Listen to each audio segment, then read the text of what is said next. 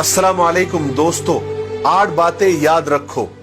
Number 1, अगर खुशी चाहते हो तो वक्त पर इबादत करो। नंबर 2, अगर चेहरे पर रौनक चाहते हो तो तहज्जुद की नमाज पढ़ा करो। नंबर 3, अगर सुकून चाहते हो तो कुरान शरीफ पढ़ा करो। नंबर 4, अगर सेहत चाहते हो तो ज्यादा से ज्यादा रोजे रखा करो। नंबर 5, अगर मुसीबत का हल चाहते हो तो बार बार इस्तग़फ़ार किया करो।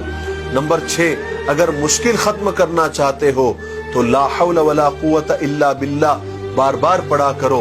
नंबर 7, अगर गमों से नजात चाहते हो तो दुआएं किया करो।